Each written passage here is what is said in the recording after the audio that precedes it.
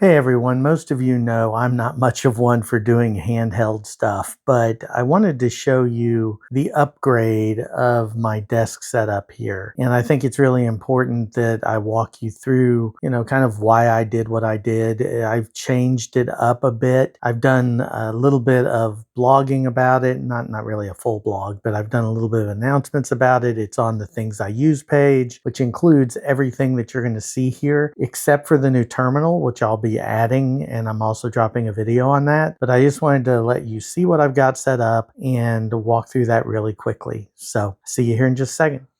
All right, so here's the setup, and this looks a lot different. For those of you who have been following the channel for a long time, it looks totally different than it did even 2 weeks ago. And primarily what I wanted to do was really get this in a place where it was easy for me to be able to function, create content rapidly, be just a little bit more user-friendly. So as we walk around here, you'll see I got a new chair that's a little bit more ergonomic, and you can see every single thing that's here, including the tripod over there by the window. But as we walk around, I want to show you kind of the biggest upgrades. So you'll notice right here that I have a new keyboard and mouse, and also something for ergonomics for the wrist rest for the keyboard. The little microphone there is one I was going to use, but ended up using the lapel mic instead, and that's my Elgato mic. If you back up, you'll see I've got a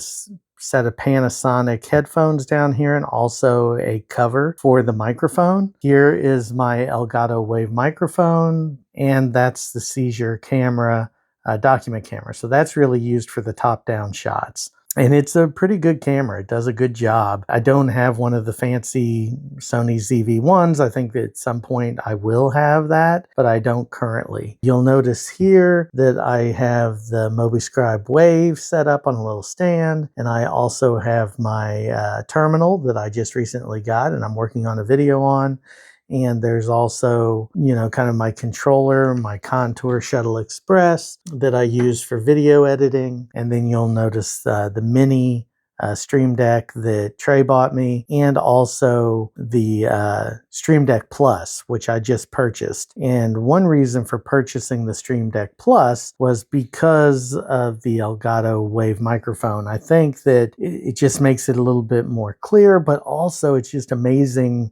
And I'll review this device at some point, but the touchscreen elements plus the tactile buttons and in combination with the Stream Deck Mini give you a lot of control to be able to do different things. You'll notice now, instead of having my laptop in the center, my Asus ZenBook is over here on the left. A little bit disconcerting for me in some ways, just because I'm used to having that as my central mid screen, and it kind of throws off the balance, but I'm getting used to it. You'll notice my Logitech camera is still there. The key light that Trey bought me for Christmas or for Father's Day is still there. And then I've got another little ring light that was a gift. My Yeti is back there in the back. And then one of the cool things, and I haven't really used this as much yet, but if I come around here, you'll see that I have these mechanical arms. And these are a big changer for me. So if I need to, I can reorientate the screens. So far, I haven't had that need, but it's nice to have that be available. I'm also working on cable control. It's not 100% there yet, but you'll notice there's a basket under here for the cables. And then I had a small mishap, so I have to retie these because I actually broke this carriage light, pulled the wiring out of it. But of course, my lovely wife, Melissa, was able to fix that and rewire it. And now I have those back up and installed. The last thing I'll show you is I did go from